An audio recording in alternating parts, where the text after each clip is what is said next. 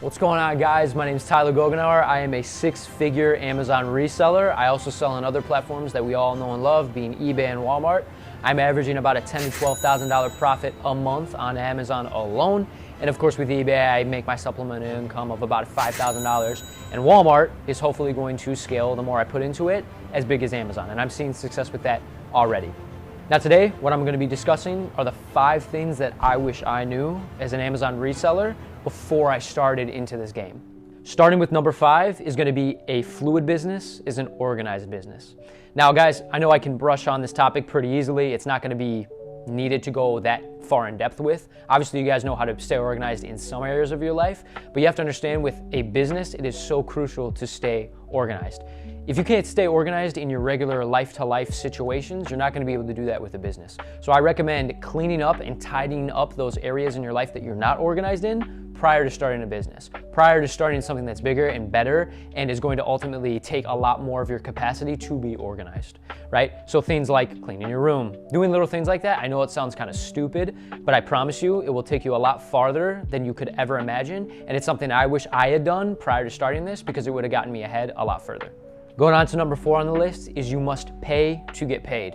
Now understand, guys, that's very broad and not very clear, but let me dive a little bit deeper into it for you so you can understand. We live in a pay to get paid world, and there are certain things in certain areas in life that you must have initial capital for in order to start another venture, right? So what I mean by that is working at your 9 to 5, although isn't a long-term goal, or working at that thing that's allowing you to at least make some money week to week, is something that you can later on fuel down the road into another business that you're actually wanting to scale and grow to heights that you never imagined, right? So utilize that capital that you have and make sure that you're saving that prior to getting to an Amazon business.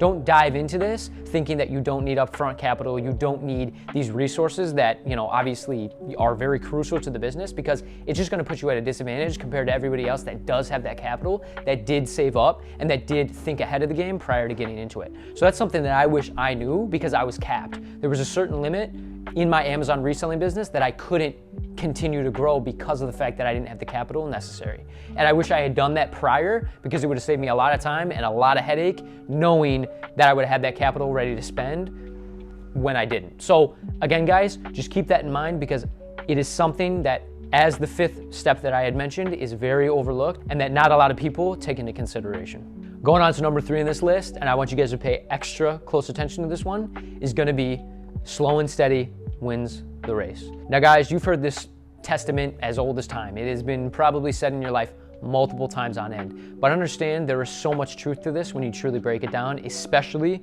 when relating it to Amazon. So understand that when you're going slow, you can actually pay attention to issues and problems that arise that you otherwise wouldn't have been able to had you been going too quickly and trying to grow and make all this money in the beginning.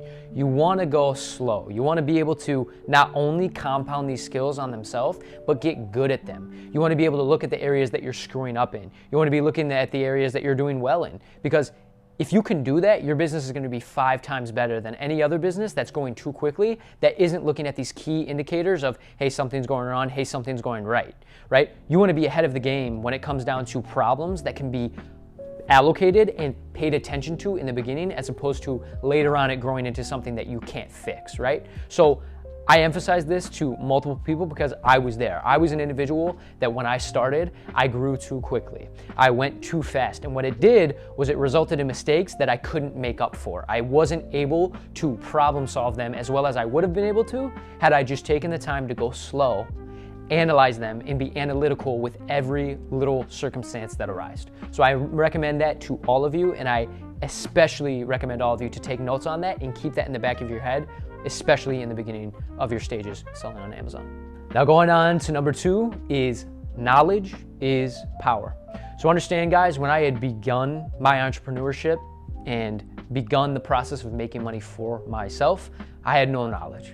I had nothing that was able to get me from point A to point B in regards to where I wanted to be in the future. And what that did was that held me back. That allowed me to not grow to the degree that I wished in the pace and at the tempo that I wished, right? So As we know, everything in your life that you have acquired from now is knowledge, right? All the things that you've done well in, whether it be school, whether it be sports, you've acquired a knowledge which transitioned into a skill, which transitioned into, say, success, whatever success is in your eyes, right?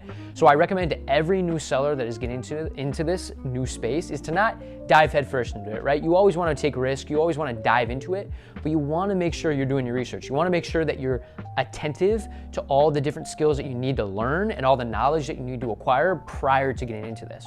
So for myself, when I had first started selling on Amazon, I didn't know what to do. I was screwing up, I was making very little sales, I wasn't doing great, but what had happened was I took that initiative in my entrepreneurship journey to pay for a course that ultimately taught me what I know now. And what that did was that tremendously allowed me to learn knowledge and learn skills that have gotten me to the point where I am right now, making 6 figures every year. So I am very grateful for that knowledge, and I recommend that to all of you because I promise you, you'll be grateful for it too.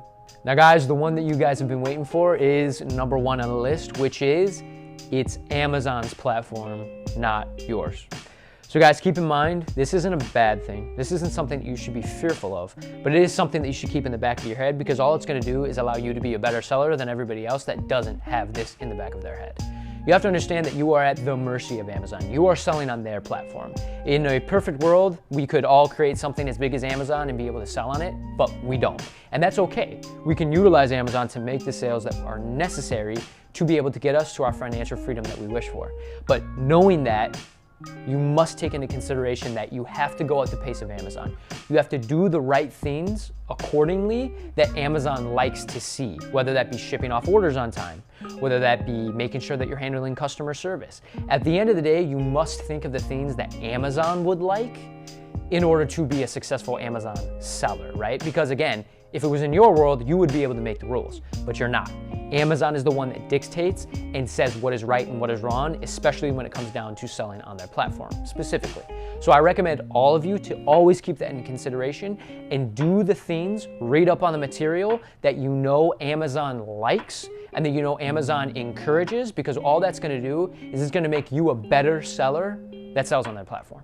So guys, that was the top 5 things that I wish I knew before selling on Amazon. If you guys are looking for any other info, we have a video right here that we're gonna pop up here. Hopefully my videographer will do that.